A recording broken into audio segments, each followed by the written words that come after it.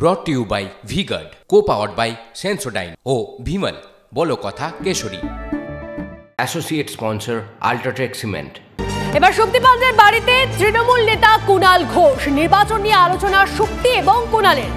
আজই মানিকতলার নির্বাচন নিয়ে বৈঠক কোর কমিটির। আজই মানিকতলার নির্বাচন নিয়ে বৈঠক এবং মেয়ে শ্রেয়ার সঙ্গে কোনো লড়াই নেই, এই দাবি করেছেন শক্তি।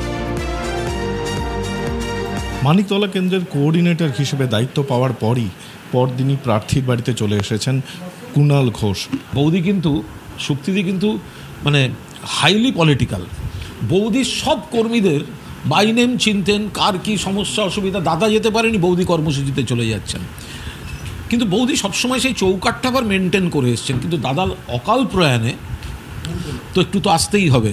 আমরা একটা রেকর্ড ভোটে মানিকতলার বাই ইলেকশন শক্তি পান্ডে বিধায়ক হতে চলেছেন। মমতা বন্দ্যোপাধ্যায় গাইডলাইন করে দিয়েছেন, পরিবারের মতো হৈ হৈ করে নেমে পড়া হচ্ছে। তার একটা হোমওয়ার্ক শুরু করতে হয়, সেই হোমওয়ার্কগুলো চলছে। আজকে বিকেলে আমরা কোর কমিটির একটা বৈঠকও বলব। আপনি প্রার্থী হবেন না আপনার কন্যা প্রার্থী হবেন, এটা নিয়ে একটা নাকি বেশ একটা অনেক কেউ সিদ্ধান্ত আসা যাচ্ছিল না, তাই কি দীর্ঘসূত্রিতা?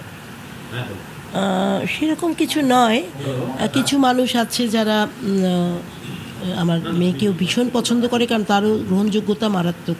যে সময় দাদার অসুস্থ, আমি বাইরে দাদাকে নিয়ে সেই সময় নার্চার করার একটা ব্যাপার ছিল আমার এরিয়াটাকে।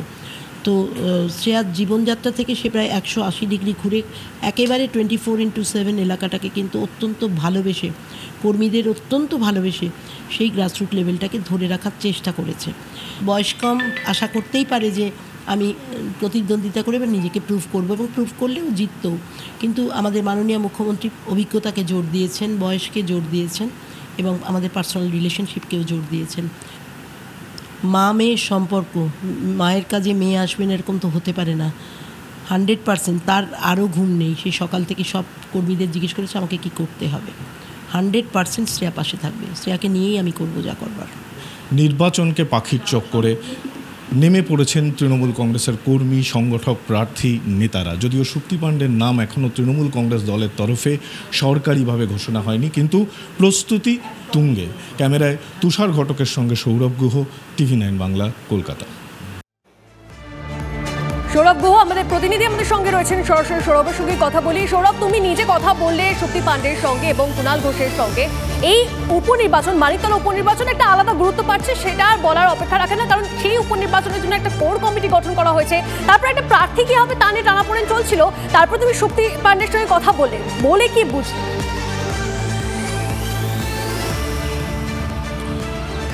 দেখো, শক্তি পান্ডে এবং শ্রেয়া পান্ডে, তাদের মধ্যে কে হবেন প্রার্থী, এটা নিয়েই কিন্তু একটা দ্বন্দ্ব ছিল। দীর্ঘদিন ধরে কোনো সিদ্ধান্তে পৌঁছানো যাচ্ছিল না। তারপরেই কিন্তু আমরা দেখলাম যে একেবারে অভূতপূর্বভাবে রাজ্যের মুখ্যমন্ত্রী মমতা বন্দ্যোপাধ্যায় এই বিধানসভা উপনির্বাচন, এই নির্দিষ্ট একটি বিধানসভা উপনির্বাচনকে পাখির চোখ করে তিনি একটি কোর কমিটি গঠন করে দিলেন একটি সিনিয়র নেতাদের নিয়ে এবং কাউন্সিলরদের নিয়ে তিনি নিজে বসলেন গতকাল। এবং সেই জায়গা থেকে দাঁড়িয়ে শক্তি পান্ডের নাম চূড়ান্ত করেছেন তিনি, এমনটাই সূত্রের দাবি। এবং শক্তি পান্ডের নাম ঘোষণা হয়ে যেতেই এই কেন্দ্রের যিনি কনভেনার হিসেবে নিযুক্ত করেছেন মমতা বন্দ্যোপাধ্যায়, যাকে, সেই কুণাল ঘোষ আজকে সকালবেলা মানিকতলায় শক্তি পান্ডের বাড়িতে এসেছিলেন। এবং এই মুহূর্তে কিন্তু ম্যারাথন বৈঠক চলছে। আজকেই বিকেলবেলা কোর কমিটির সমস্ত নেতাদের নিয়ে বৈঠক হবে। একদিকে যেমন গোটা উত্তর কলকাতা জুড়ে বিজেপির একটা দাপট কিন্তু কম বেশি বিভিন্ন জায়গায় থেকেই গেছে। মানিকতলার অন্তর্গত বেশ কিছু ওয়ার্ডেও কিন্তু বিজেপি এবার লিড পেয়েছে। সেই জায়গা থেকে এবং মেয়ে হবেন প্রার্থী না মা হবেন, সাধন পান্ডের উত্তরাধিকার, রাজনৈতিক উত্তরাধিকার নেবেন কে, এই নিয়ে যেমন একটা লড়াই ছিল, সেই জায়গা থেকে মুখ্যমন্ত্রীর হস্তক্ষেপে এই মুহূর্তে চরম তৎপরতা এবং সরকারিভাবে ঘোষণা না হওয়ার প্রার্থী হিসেবে শক্তি পান্ডের নাম দলের তরফে ঘোষণার আগেই কিন্তু কাজ শুরু হয়ে গিয়েছে। এই মুহূর্তে ম্যারাথন বৈঠক, তারপরেই প্রচার সূচি নামিয়ে তৈরি করা হবে। brought to you by V-Guard, co-powered by Sensodyne O Vimal বলো কথা কেশরী।